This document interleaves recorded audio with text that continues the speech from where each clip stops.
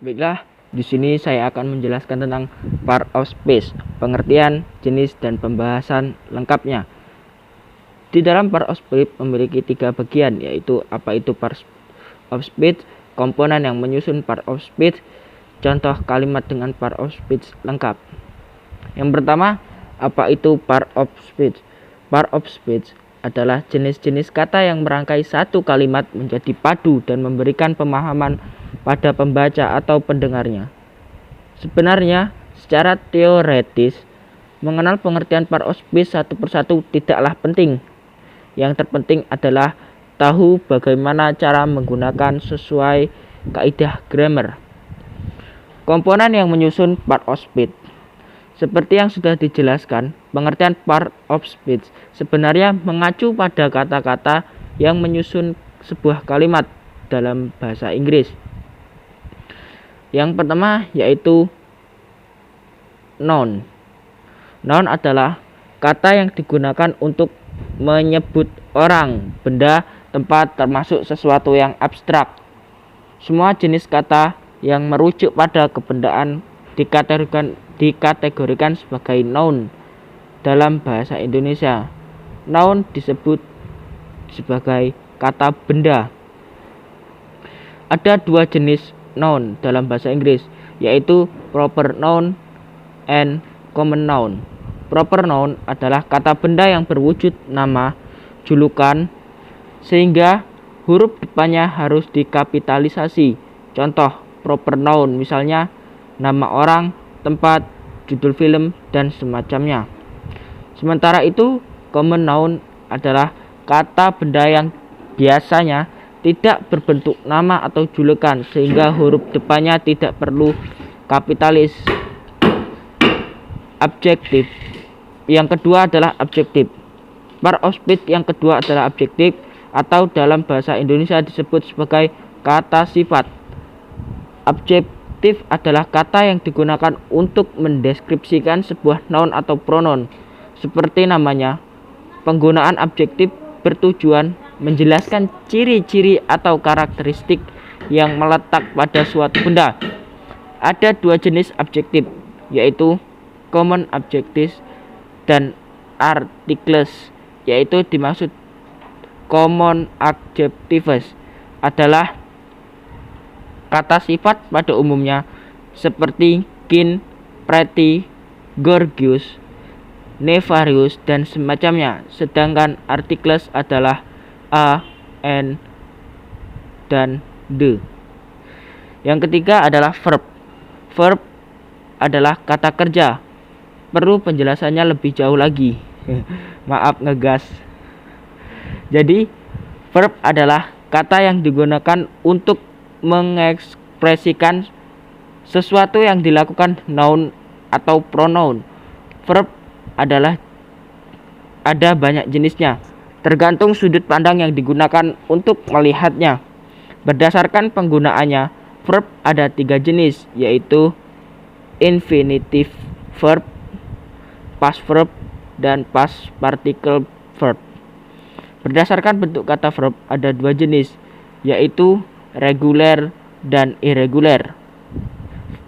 Regular verb adalah kata kerja yang tidak mengalami perubahan bentuk drastis saat dirubah jadi verb 2 and verb 3.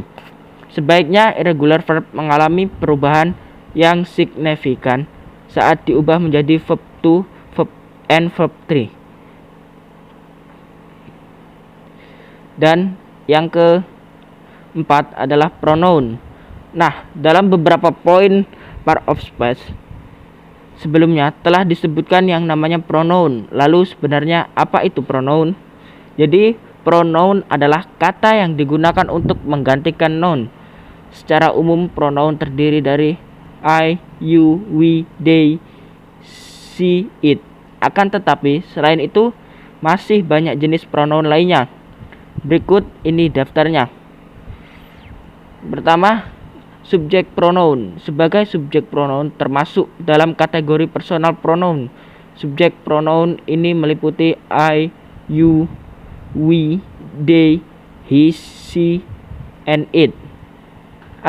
Yang kedua, object pronoun. Pronoun yang digunakan untuk menyebut noun yang menjadi subjek pembicaraan meliputi me, you, us, them, him, her, and it.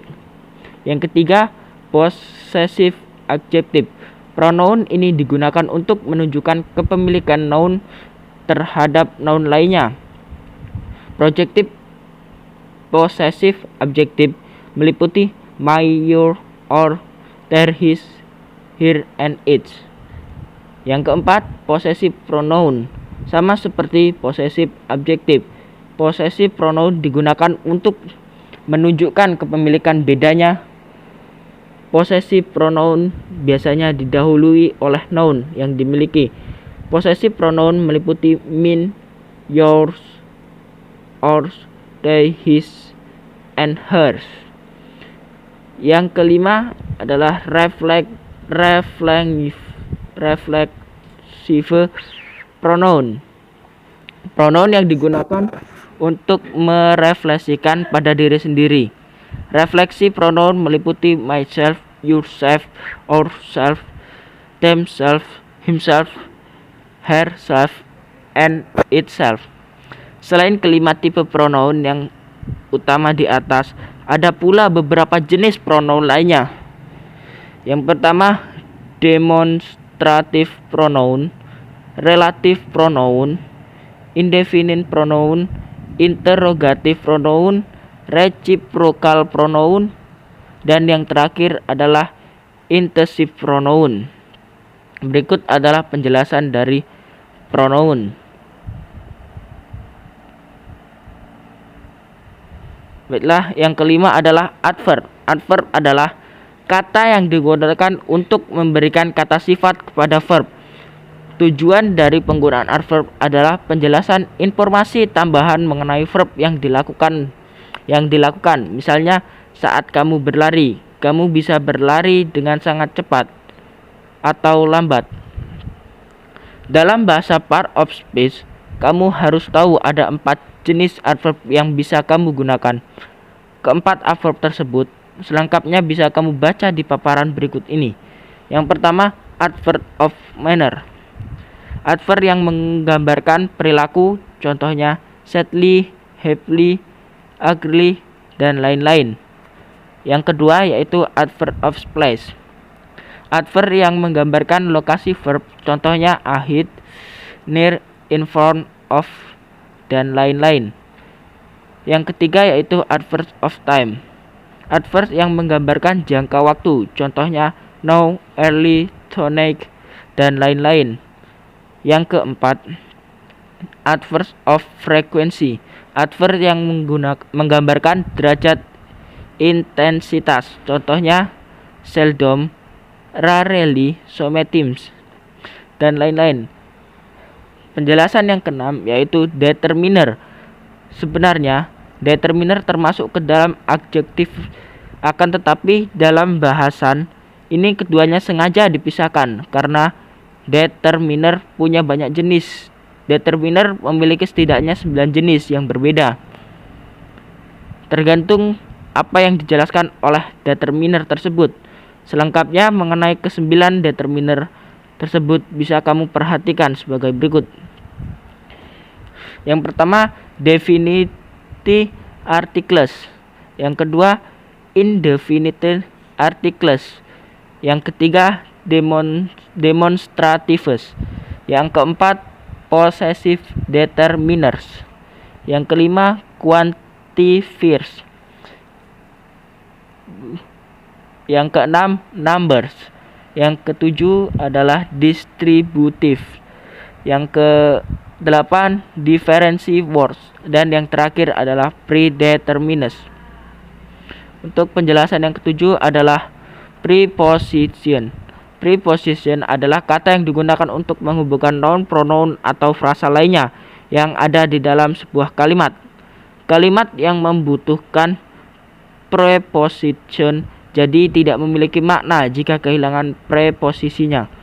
Ada beberapa tipe dari preposition berikut. Yang pertama, preposition of time.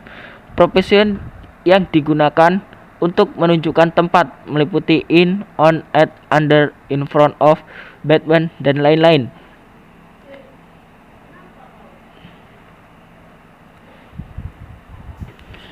Sorry, salah tadi.